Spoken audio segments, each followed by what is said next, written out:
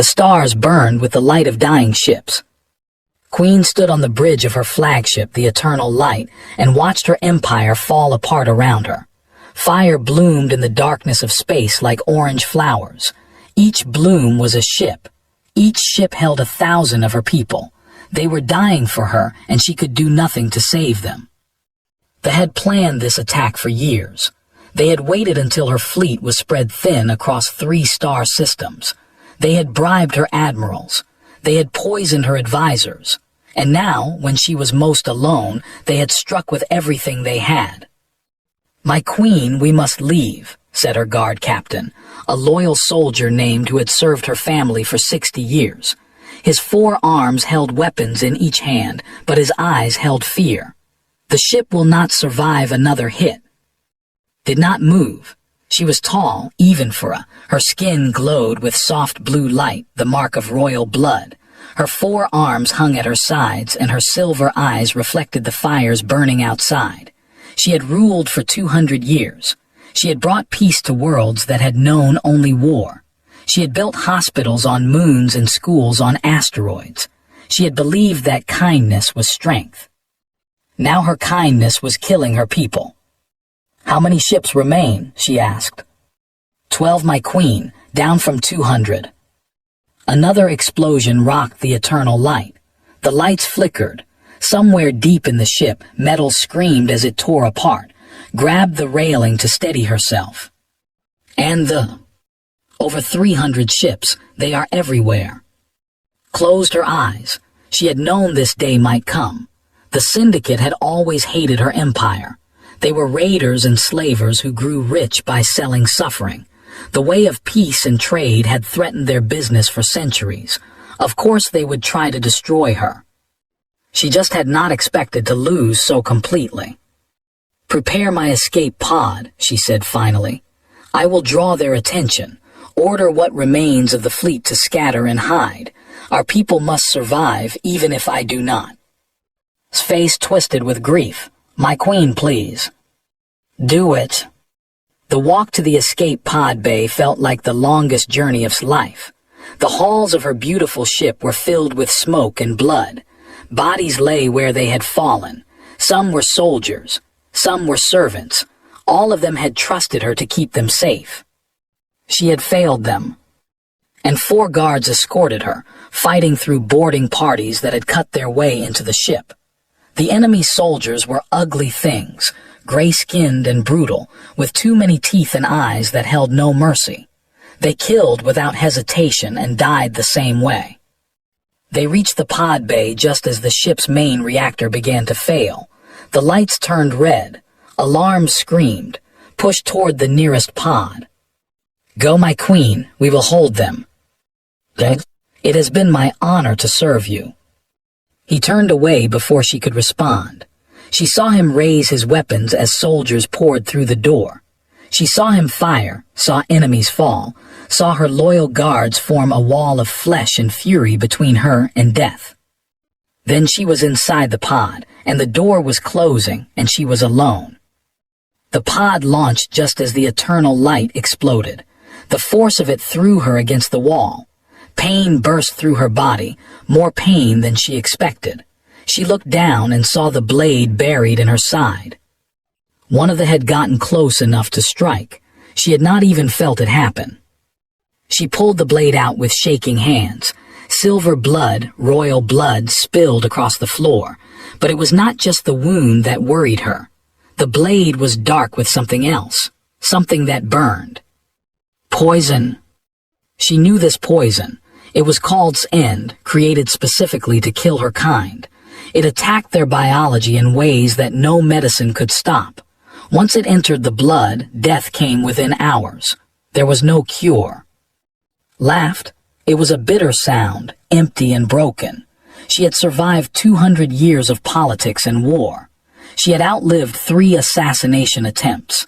And now she would die alone in an escape pod, surrounded by the wreckage of everything she had built.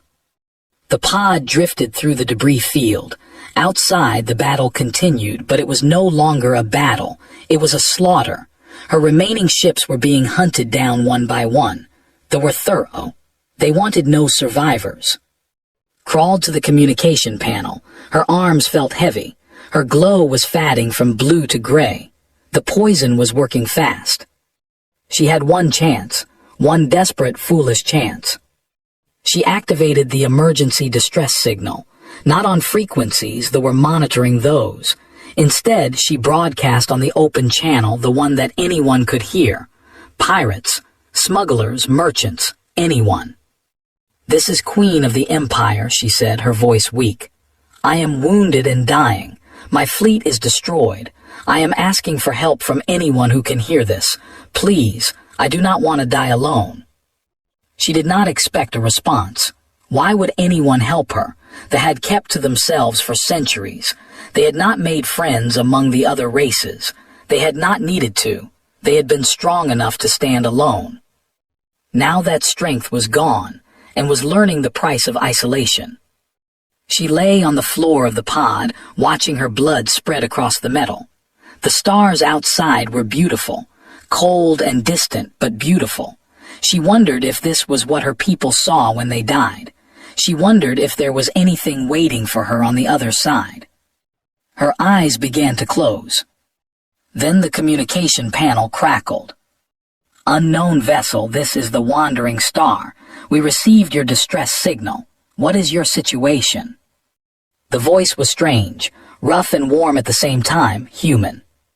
Had never spoken to a human before.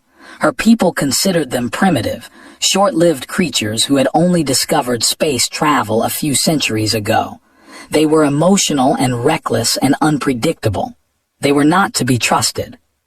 But they were here. "I am dying," said. "Poison, I have hours at most. Ships are hunting me." There was a pause. She heard voices arguing in the background. Then the human spoke again. "How many ships?" "Many, too many for you to fight." Another pause, more arguing, then. "Hold on, we're coming to get you." "Blinked, did you not hear me? The will kill you." "Yeah, I heard you." The voice was calm, almost casual. "We're coming anyway, just stay alive until we get there."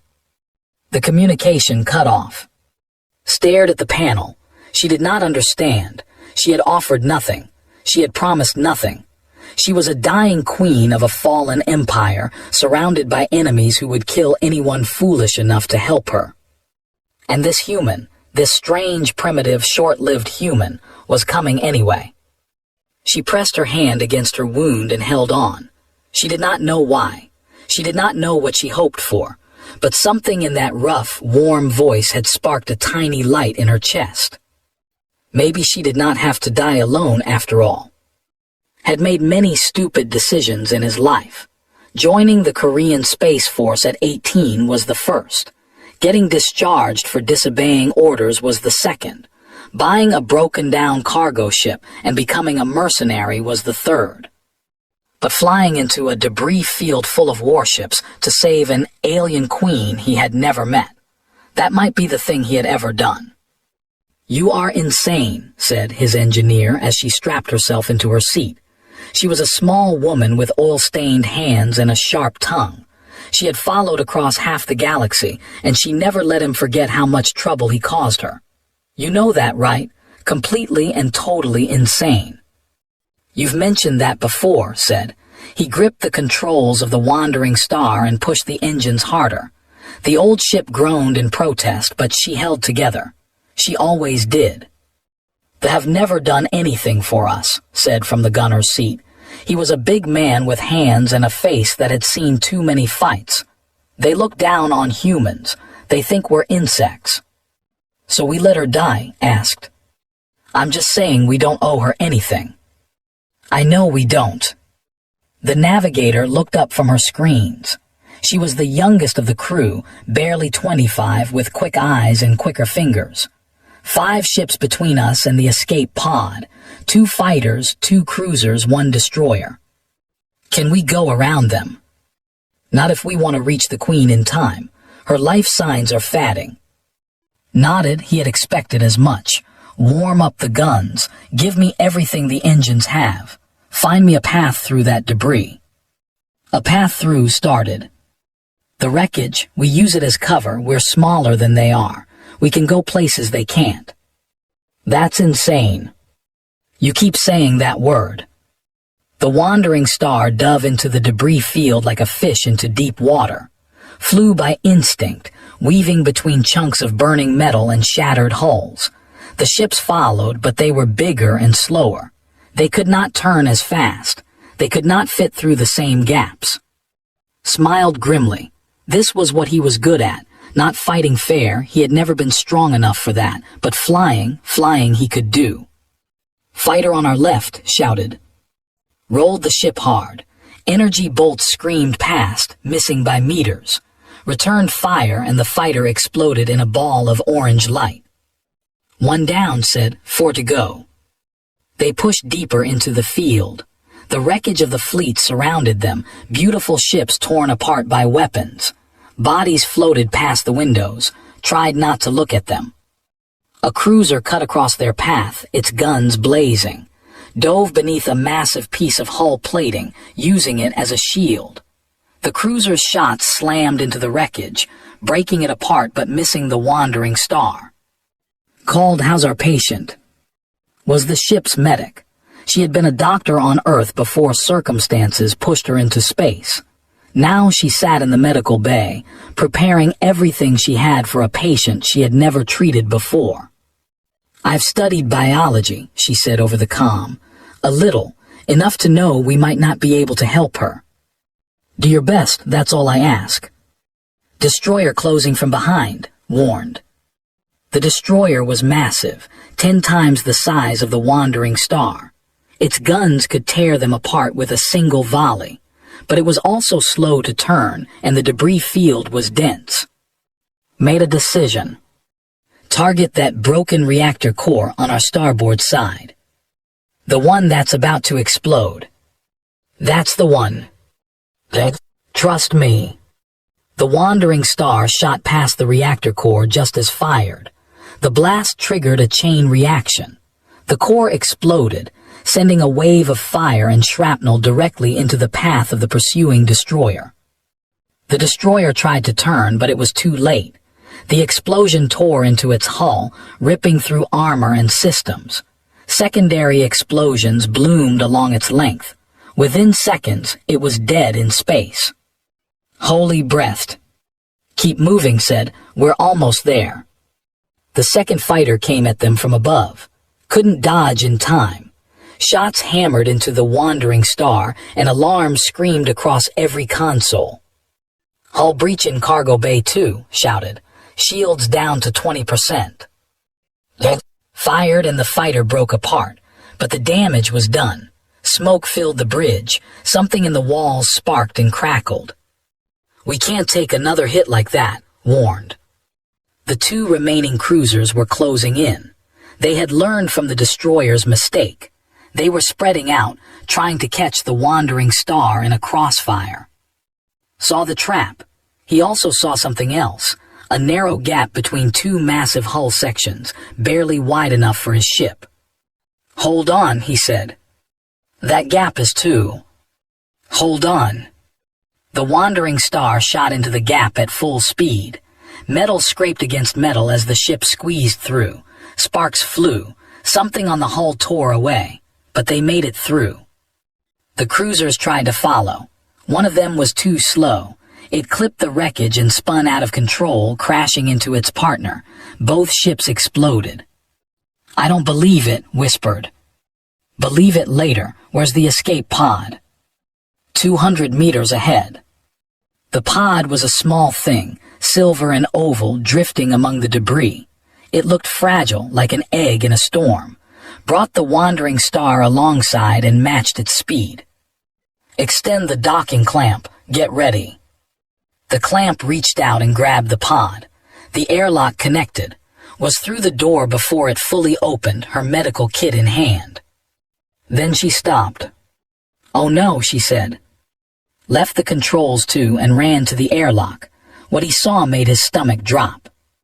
The Queen lay on the floor of the pod, surrounded by silver blood.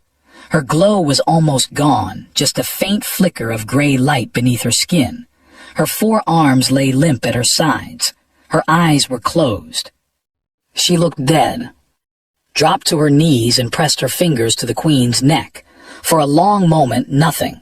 Then, "She's alive, barely. Can you save her?" Looked up, her face was pale. "I don't know, the poison in her system, it's designed to kill. Our medicine won't work. I've never seen anything like this." Looked at the dying Queen. He thought about everything they had risked to get here, the ships they had destroyed, the damage to his own vessel, the enemies who would hunt them now. All for a woman who might die anyway. "We have 3 days until we reach space," he said. "She needs to survive for 3 days." "I told you."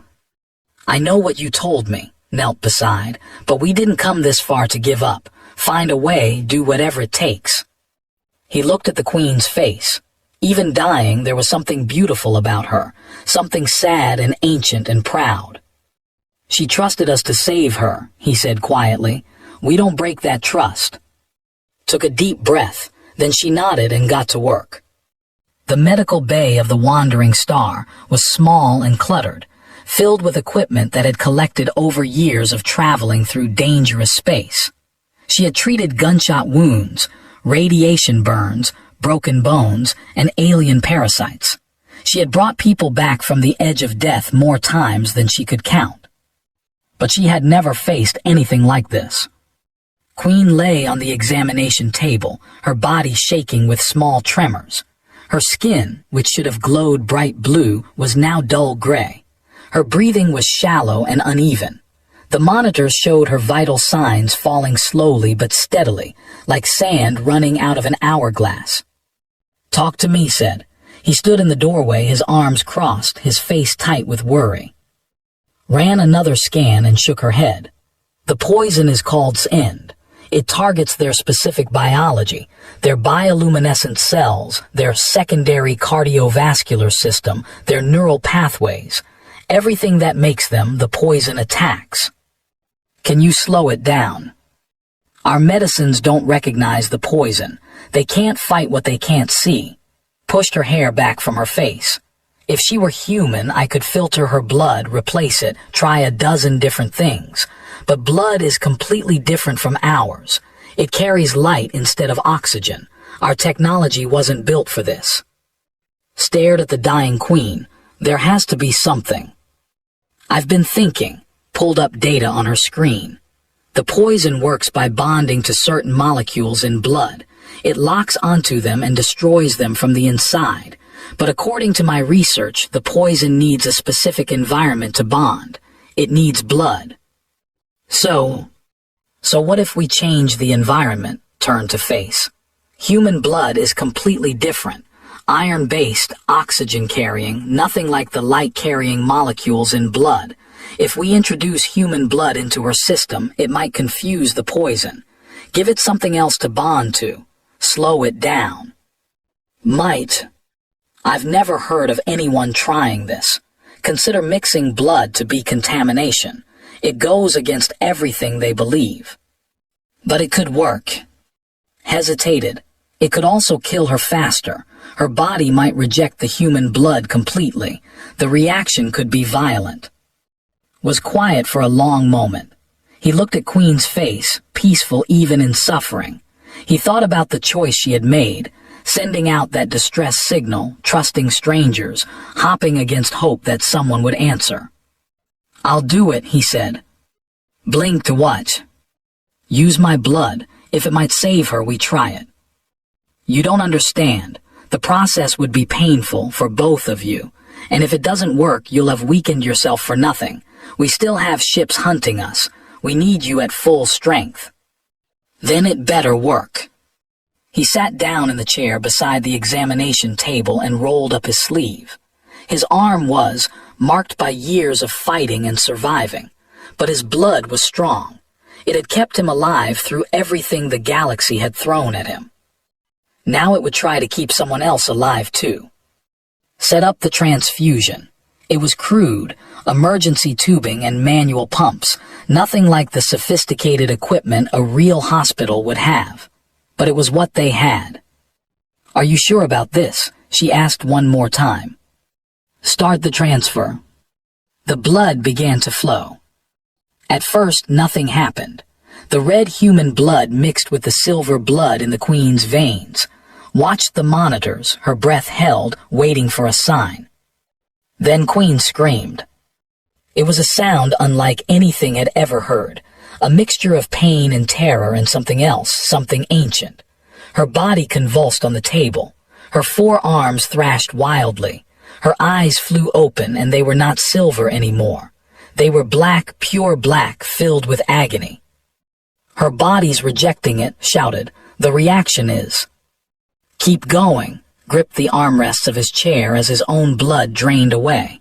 He felt weak already, dizzy, but he refused to let go. Don't stop. She could die. She'll definitely die if we stop. Queen's screams filled the medical bay. The monitors went crazy, alarms screaming, numbers jumping wildly. Worked frantically, adjusting the flow, trying to stabilize the patient who was fighting against every attempt to save her. Then slowly, the screaming faded. Queen's body stopped convulsing. Her breathing deepened. The black faded from her eyes, replaced by something softer, something almost silver again. Her skin, still gray, flickered with the faintest hint of blue light. Her vitals are stabilizing, whispered disbelief in her voice. The poison, it's not spreading anymore. It's bonding to the human blood cells instead of attacking her systems. It's working. It's working, laughed, a sound caught between relief and amazement. I don't believe it, it's actually working. Tried to smile, but the world was spinning around him. He had given too much blood. His body was protesting, demanding rest, demanding he stop. But Queen's eyes were open now, and she was looking at him. You, she said, her voice was weak, barely a whisper. The human. That's me. He tried to sound casual, but the words came out slurred. How are you feeling? Strange. She lifted one of her hands and looked at it. The glow was still dim, but it was there. Your blood is inside me. I can feel it. It's warm. Human blood does that. Why did you do this? Blinked, trying to focus through the fog in his brain. Do what? Give your blood, risk your life. You owe me nothing. My people have never been kind to humans. We have treated you as lesser creatures, not worthy of our attention. Yeah, I know. Then why? Was quiet for a moment. He thought about the question, about all the reasons he could give. Because it was the right thing to do. Because he couldn't stand by and watch someone die. Because he was human, and humans did stupid things.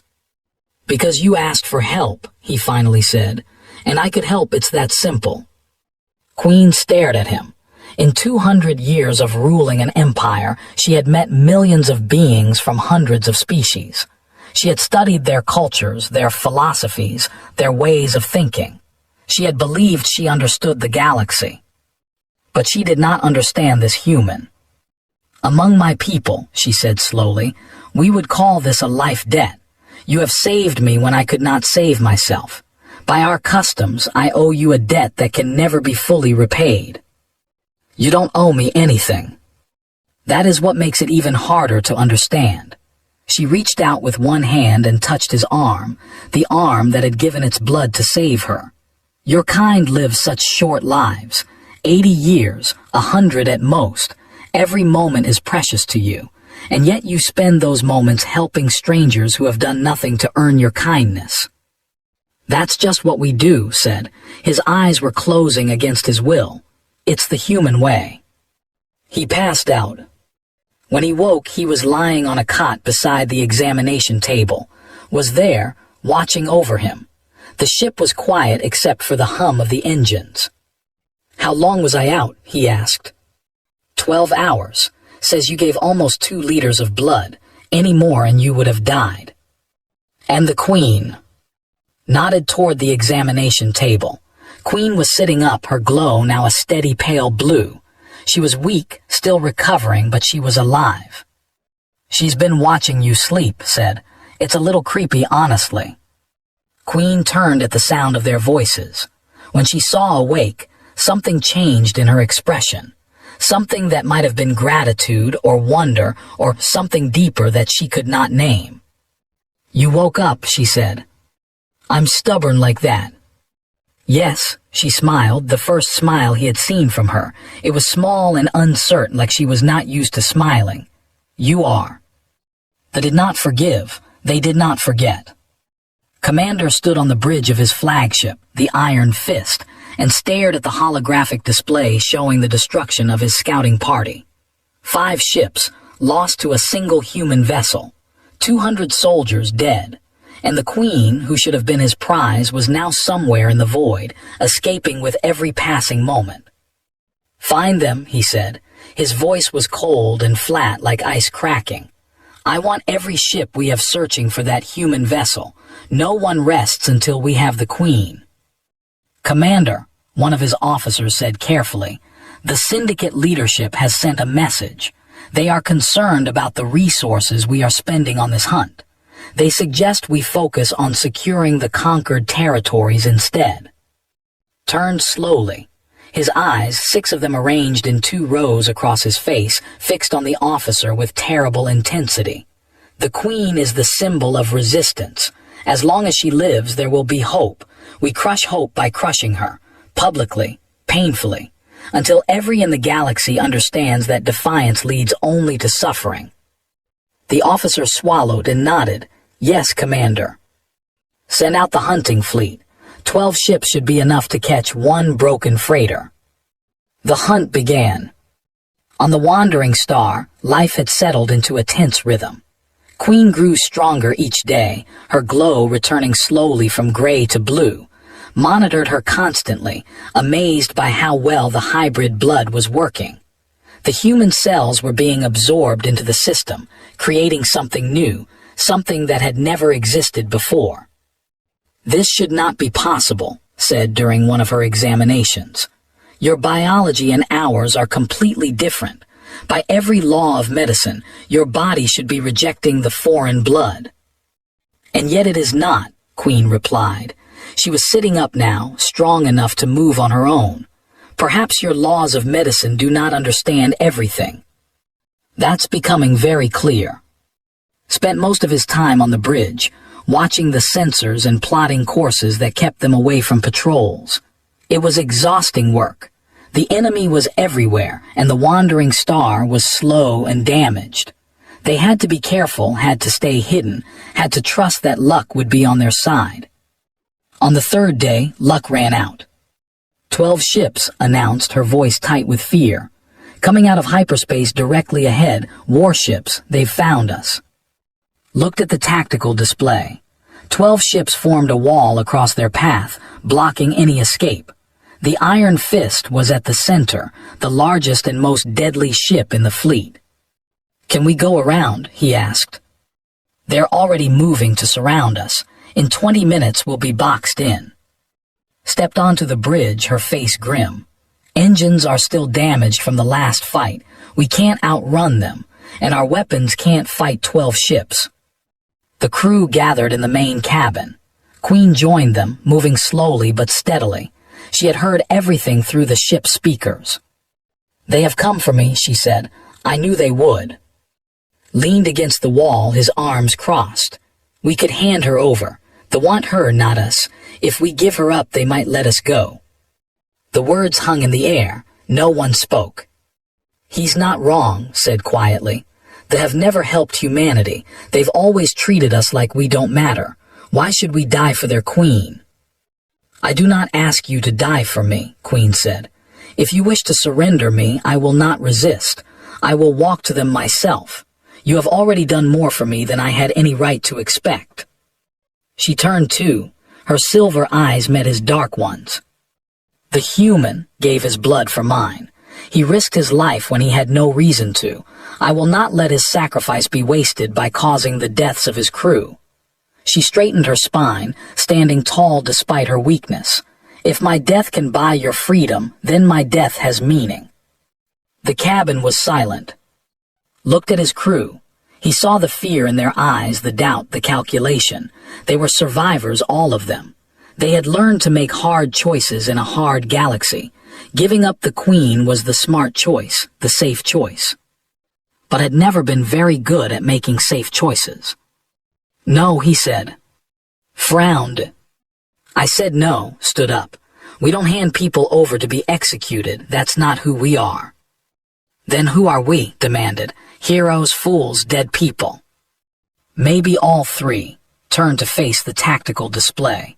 But I didn't save her life just to let her die now, and I don't believe any of you want to live with that either. Sighed heavily. You're going to get us all killed. Probably. Do you have a plan? Smiled grimly. Actually, yes. He pulled up a star chart on the display. A few hours ahead of their position, a massive cloud of dust and radiation filled the space between two dead stars. The nebula, he said, it's a graveyard. Hundreds of old ships, all destroyed in a war centuries ago. The radiation scrambles sensors and communications. Inside that cloud, everyone is blind. Including us, pointed out. Yes, but we're smaller than they are. We can navigate by sight. They can't. Traced a path into the heart of the nebula. We lead them in, separate them, and make them fight the nebula instead of us. It's suicide, said. It's a chance, Queen said. Everyone turned to look at her. My people mapped the nebula centuries ago, she continued. I studied those maps as a young princess. I know the safe paths through the radiation pockets. I know where the dangerous zones are. She moved to stand beside, her 4 arms folded across her chest. Alone, your ship cannot survive, but together we might. Why would you help us? Asked. You're a queen, you could order us to protect you. I am a queen without an empire, replied. My orders mean nothing now. All I have is the choice of how I face my death. She looked at. This human chose to face death to save a stranger. I will do the same. Met her gaze. For a moment, something passed between them, an understanding that went beyond words. All right, said finally. Fine, we're doing this, but if we die, I'm blaming you, Captain. Fair enough. They turned toward the nebula and flew straight into hell. The fleet followed, confident in their numbers and their weapons. Commander watched from his bridge as the human vessel disappeared into the swirling clouds of radiation and debris. They think they can hide from us, he said. They are wrong. All ships pursue. We end this today. 12 warships entered the nebula. Not all of them would come out. The nebula was a place of ghosts. Massive ships, dead for centuries, floated through clouds of glowing dust. Radiation pulsed in waves, turning sensors into useless static. The darkness was thick and heavy, broken only by flashes of distant lightning that lit up the bones of ancient. The wandering star slipped through this graveyard like a whisper. On the bridge, Queen stood beside, calling out directions from memories of maps she had studied 200 years ago. Turn left here. There is a radiation pocket ahead that will destroy any ship that enters. Obeyed without question. The ship turned, sliding past a dead cruiser that was twice their size. Behind them, the glow of engines cut through the darkness. They're still following, reported, all 12 ships. Good, said, let them come. The plan was simple but dangerous. They would lead the deep into the nebula where sensors were blind and communication was impossible. Then they would use the terrain against them, the radiation pockets, the floating wrecks, the unstable debris fields. They had numbers and firepower. The wandering star had knowledge and desperation. Sometimes desperation was enough. 2 ships breaking off to flank us, called from the gunnery station. Let them, Queen said. Her eyes were focused, her voice calm. They are heading toward the burning zone. The radiation there will kill their engines in minutes. Smiled grimly. You know this place well. My ancestors died here, fighting a war that no one remembers. The least I can do is remember the ground they bled on. The 2 flanking ships disappeared into the burning zone. Moments later, their engines flickered and died. Without power, they drifted helplessly into a field of debris. The sounds of impact and tearing metal echoed through the nebula, 2 ships, lost without the wandering star firing a single shot. 10 ships remaining, said. Keep moving. They went deeper. The nebula grew thicker, darker. The dead ships around them grew larger, battle cruisers, dreadnoughts, vessels that had once carried thousands of soldiers into war. Now they were tombs, silent and cold. Commander pushed his fleet forward, refusing to accept what was happening. Ship after ship fell to the hazards of the nebula, radiation storms that fried their systems, debris that tore through their hulls, collisions in the darkness when they couldn't see what was ahead. Commander, we've lost contact with 5 more ships, his officer reported, fear cracking his voice.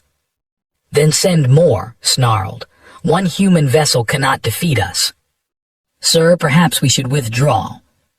Grabbed the officer by the throat and lifted him off his feet. The Syndicate does not withdraw. The Syndicate does not lose to insects. Find that ship and destroy it, or I will destroy you instead. He threw the officer aside and took direct control of the Iron Fist. If his captains were too weak to catch 1 small vessel, he would do it himself. On the wandering star, the crew could feel the end approaching. They were running out of nebula, running out of places to hide. Soon they would be back in open space, where the remaining ships could use their superior firepower. 3 ships left, said. Including the flagship. They're adapting to our tactics. They've stopped spreading out.